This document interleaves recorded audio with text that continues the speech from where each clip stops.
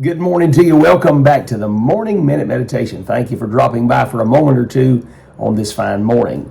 The Apostle Paul, when writing to the church at Corinth, made this statement, very introspective statement about himself. He says in chapter 9, verse 27, "But I keep under my body and bring it into subjection." And then he says this, "Lest that by any means, when I have preached to others, I myself should be a castaway."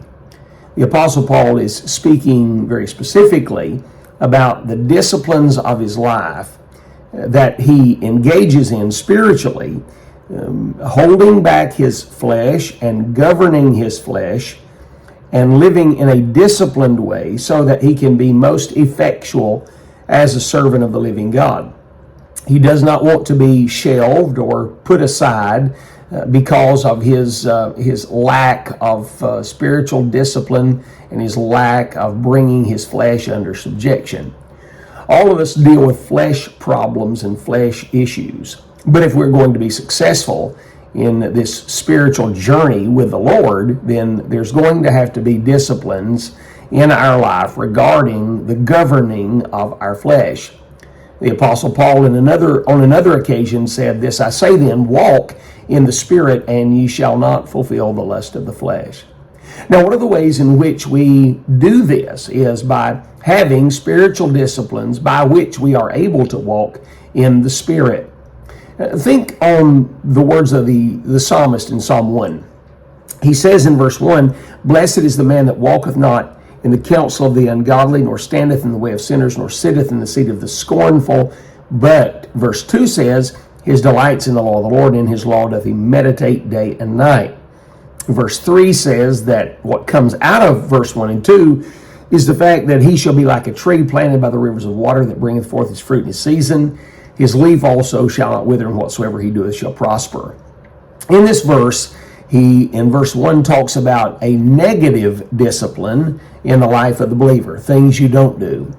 Then he talks about a positive discipline in verse 2, delighting in the law of the Lord and meditating therein.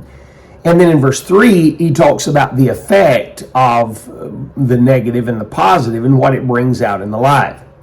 Just as a negative and a positive allow the engine to crank on a gasoline-powered engine or a diesel-powered engine, and allows it to now operate and the motor to run so that it can motivate forward. So a negative and a positive in our life cranks the spiritual engine, so to speak, and then allows us to be propelled forward spiritually to success. So if I were to alliterate those three verses, I would say, number one, there are some things we need to despise. We need to despise walking in the counsel of the ungodly. We need to despise standing in the way of sinners and sitting in the seat of the scornful.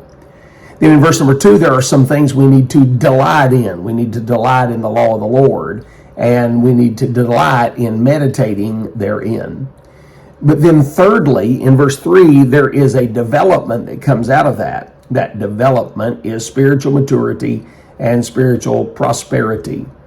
Let me give you a Spanish proverb, if I may. The Spanish proverb is this: habits are first cobwebs and then cables. Here is what he's saying, and this is both in a negative and positive light.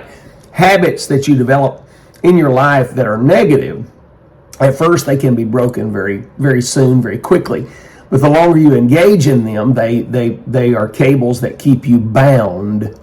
But in a positive light, positive disciplines, or habits, we'll use the word, habits that are developed in a positive light, yes, it's easy to break them early on, but the more you continue to engage in positive disciplines, positive spiritual disciplines, they become cables that moor you to the Lord, and they become cables that keep you stable and successful for the glory of God.